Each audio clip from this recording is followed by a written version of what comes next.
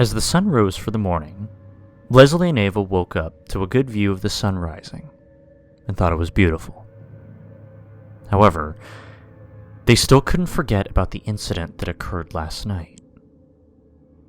How'd you sleep? Leslie asked Ava.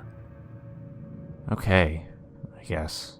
But that face from last night, I just can't get it out of my head, Ava said with seriousness and worriment at the same time. I know, I couldn't get rid of his face out of my mind either. But we gotta stay strong and try to forget about it. I don't know, but I'll try, even though... A knock came from the door, interrupting their conversation. Hey guys, Sandy just called everyone to the lobby. Hurry up! Leslie and Ava looked at each other and went to the hallway, going with a group of girls to the lobby.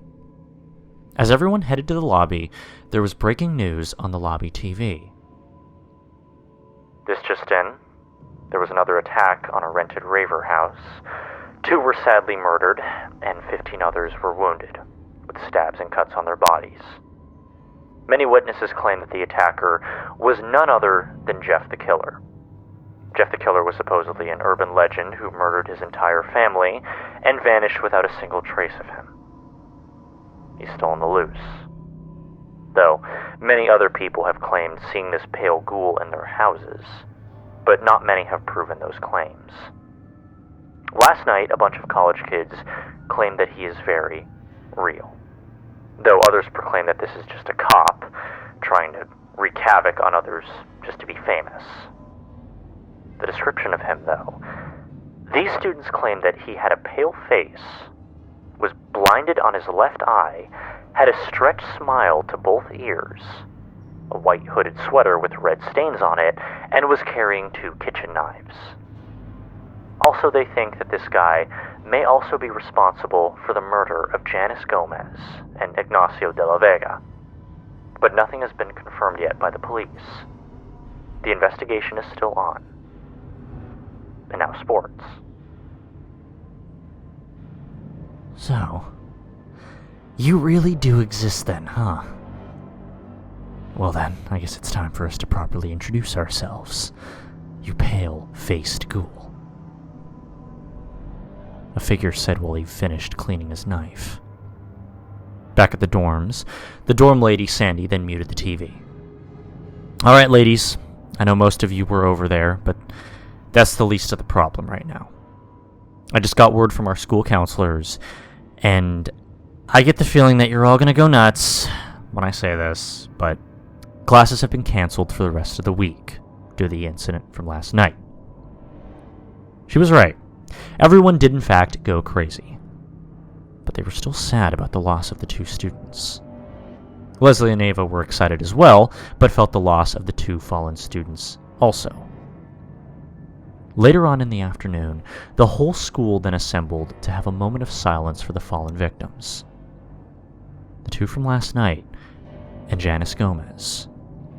They then released balloons as tribute for them so that they wouldn't be forgotten, and as everyone then headed back to their dorms, some headed back home to their parents to tell them what happened.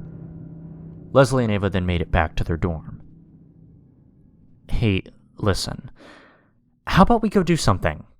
Now that we have this whole week off to have fun, since it's barely 10:30 in the morning, Ava said. Like what? Leslie asked. How about we go see my folks in East LA? Since we have a lot of time on our hands. Could be fun. Okay, let's just hope Jeff isn't anywhere near there. Well, I hope not, Ava said. I hope not, Ava said. They both then hopped into Ava's car and drove to East LA. Leslie then saw the sights of East LA, and she was surprised with the buildings, people walking around, homeless people living in the streets. They then arrived at an apartment complex, but they had to park a bit far since there weren't any parking spaces near the apartment.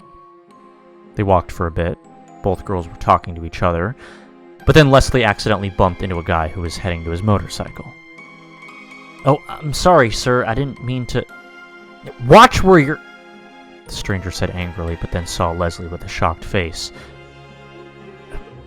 "I'm sorry, it's just... I've had a crazy night and didn't get enough sleep," the stranger said. "Oh, I see. Well, my name's Leslie, and this is Ava. Reyes. Danny Reyes." They shook hands, and he apologized for his outburst. "Nice bike," Ava said, as they looked at Danny's bike. "Oh, thanks. It was my dad's," Danny said, kind of glum. "Well, I gotta go. See you girls later." He got on his bike and drove off. "Bye, Danny," they both said. Ava started to walk, but Leslie still kept her eyes on him.